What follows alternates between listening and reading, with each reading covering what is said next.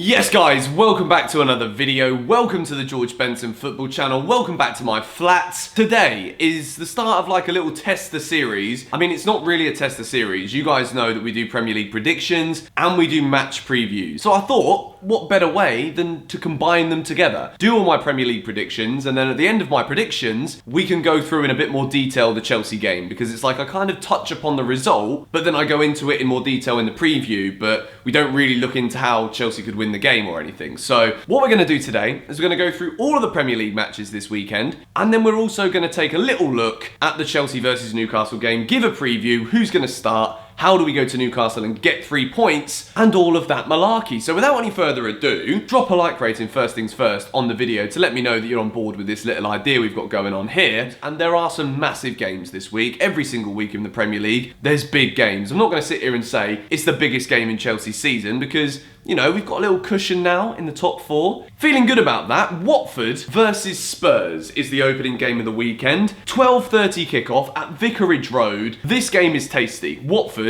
the job that Nigel Pearson has done, the whole like sacking the manager thing and then sacking another manager thing at Watford, I genuinely didn't think there was any way they could recover from it. I thought it was just simply a case of the club is in disarray, the club is in turmoil, nothing they're going to do is going to save them from going down to the Championship. However, the flipping ostrich man has come back in and he is doing an unbelievable job at Watford. They're out of the relegation zone, playing some good football both at home and away from home. And Spurs, Harry Kane, it looks as though he might be out for the Euros, which as a Chelsea fan, it means that Tammy's got a shot of being England's #1 striker. But you never want to see some of the best players in the world getting injured for long periods of time. Spurs are going to struggle, I think, without Harry Kane. And this game, I think this could be a real tough one for Mourinho. I think that obviously we know that defensively as a coach is where he is at his best. And Watford have looked very good going forward in recent games, but I think they're going to get enough to beat Spurs in this early kickoff. I think Mourinho's got some trouble.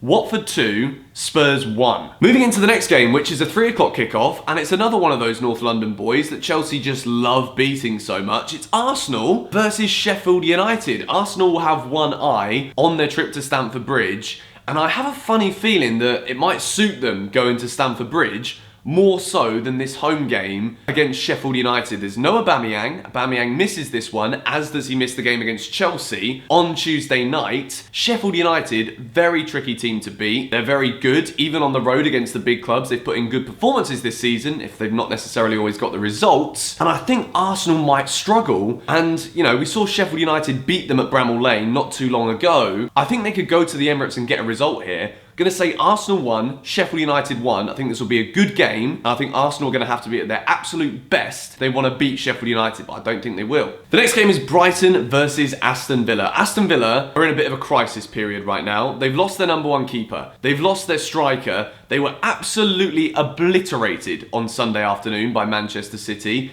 City could have had so many more. They were beaten 6-1 at home. They go to Brighton, which is not an easy place to go. The Amex Stadium, we saw it with Chelsea at the turn of the year. They've put in some very good performances. They've improved a lot as the season's gone on. Their form isn't always the most consistent, but that's just the club they are. They're not going to go on like 6-match winning streaks, Brighton Hove Albion. I do think they'll have enough to beat Aston Villa here. I'm a bit worried for Villa. I'm not going to lie. I think with the injuries, they've made a couple of signings, but Danny Drinkwater looked as though he hadn't played a proper game of football for a few years, which is a bit of an exaggeration, but I don't think it's the quality that they're going to need to get them out of trouble. Sorry if my voice keeps going. Going to go with Brighton 2, Villa 0. I don't see how they can get anything from that game. Manchester City versus Crystal Palace. City, this season, they've not been as good as last season. They've still been very good, but because of how good Liverpool have been, it's kind of cast a shadow over Pep Guardiola's Man City. I've mentioned Pep's attitude and how I don't like the fact that he's called everything a failure just because Liverpool are that good, but I think they'll have more than enough to beat Palace. We've seen Palace go there before and get a result. Crystal Palace against the big teams,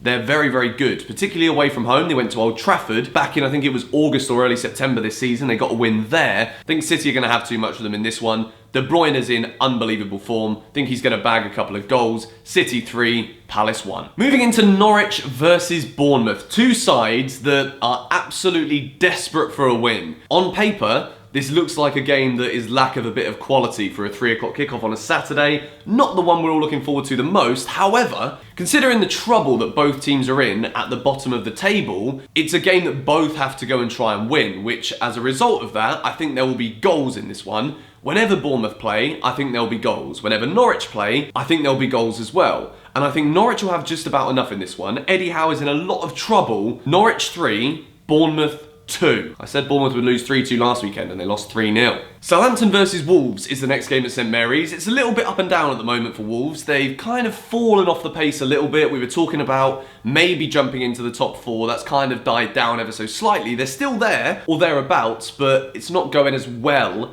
as they would have liked it to. This kind of game at Southampton away is not going to be easy. Southampton have been in great form themselves. They got a wonderful result away at Leicester. Did not expect them to get a result there. Danny Ings is in incredible form. I can't split these two sides. I do think there'll be a few goals in this one as well. Saints 2, Wolves 2. There is a lot of 3 o'clock kickoffs on a Saturday afternoon this week, which I absolutely love. I miss seeing like 6 or 7 games on a Saturday afternoon. West Ham versus Everton. Another game between two sides with 2 new managers that are doing all right at the moment. West Ham and Everton, tough to split these two teams. David Moyes' West Ham, they scored a few goals against Bournemouth in their last home game. Everton have looked, progressive under Ancelotti. There's a definite improvement between Silva's Everton and what we've seen so far from Carlo Ancelotti's Everton, but it's not quite the cogs turning at the rate in which they would have liked it to, and this is a massive game for both of these two sides. They're both in improved form. But I wouldn't say it's great form for either. I can't split them. I'm going to say West Ham 1, Everton 1. It could be a 2-2, but I'm going to say 1-1. So obviously the late kickoff on the Saturday is Newcastle versus Chelsea. We're going to save that till after. So the first game on the Sunday that we're going to go through is Burnley versus Leicester. Burnley were poor at Stamford Bridge. They hardly offered anything.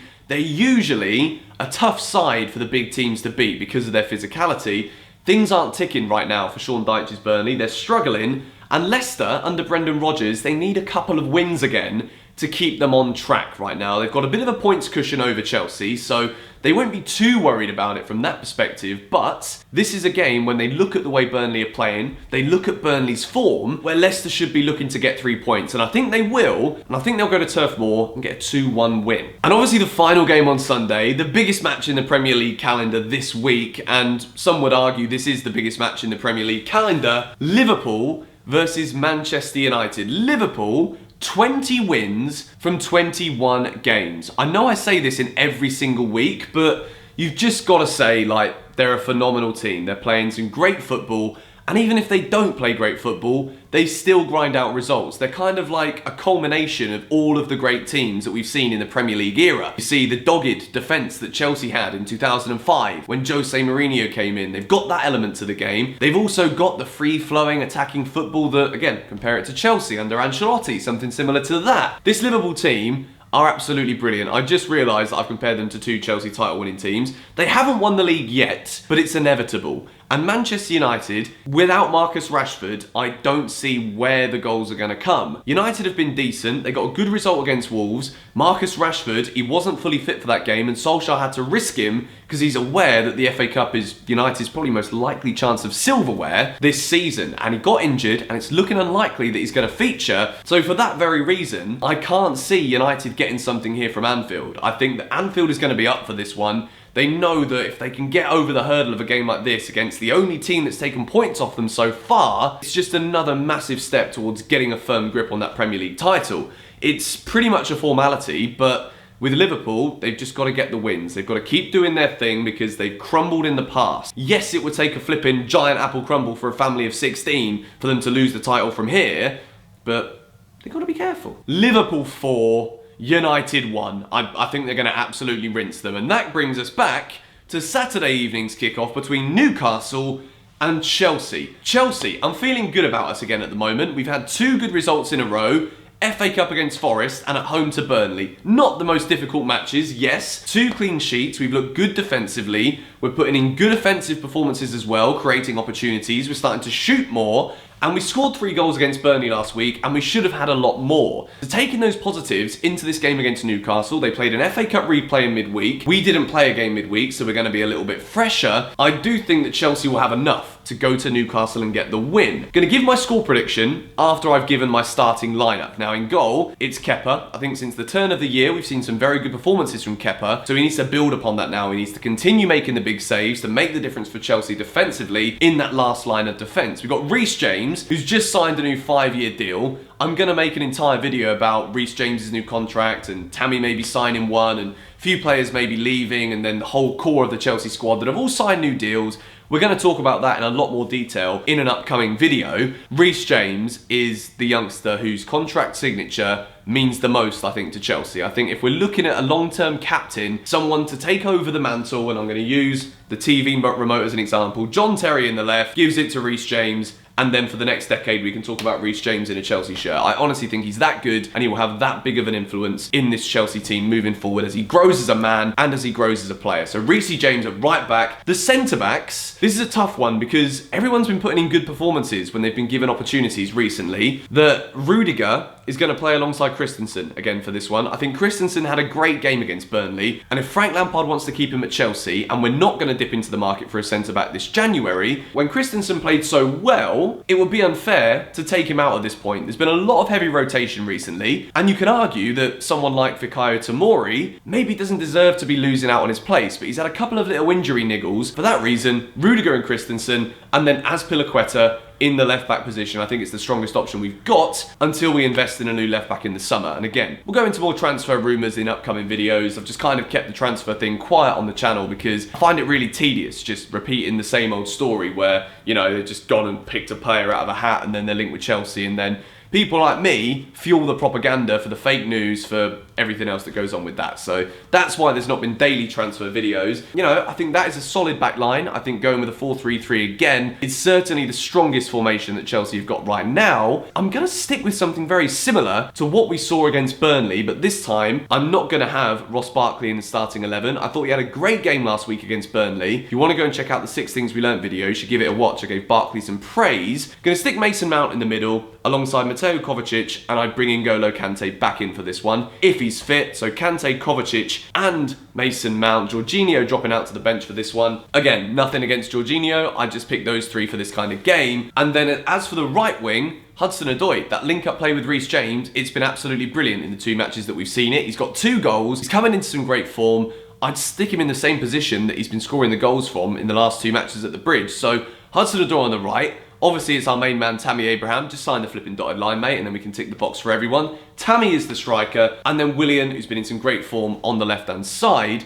It could be Mason Mount on the left, and Willian can come off the bench, and then we could maybe put Jorginho in the middle with those 3, with Kovacic and Kante. That is a possibility as well, but that would be my Chelsea lineup. It's on the screen right now. Let me know your thoughts on it in the comments down below. What do I think the score will be in this one? I've been very impressed with Chelsea in recent weeks. I think there is a positivity building around the club. The only thing that's negative at the moment is fans are getting frustrated with the lack of signings despite going through the whole process of a transfer ban, which I kind of get, but I can also understand that there's probably a lot of things going on behind closed doors right now at Chelsea that you or I don't know about, that the club will let us know in due course. And I think obviously with the January transfer window, we all know that it's a difficult time to make the big signings that you want to make. The summer is when we're going to see Frank Lampard's Chelsea be invested in heavily in order to start building this squad for the future. Newcastle 1, Chelsea 3. I think we're going to score a few goals. I think we're going to go to St James's Park, take all 3 points back to London, get another 3 points on United, another 3 points on Wolves, who I think, no, 2 points on Wolves, and another 3 on Spurs. This could be a big weekend for Chelsea, with rival teams playing tough matches away from home. We've obviously got to go to Newcastle and get a result. I'm not going to the game. It's Tilda's birthday this weekend, so I've stayed back. I know there's been a lack of match vlogs on the channel recently. It's just, there's been loads of hectic things going on that I think you guys know about behind the scenes with me that I've not really spoken about that much, but it's just been difficult to kind of like arrange tickets, schedule travel, and take time off from other things as well. So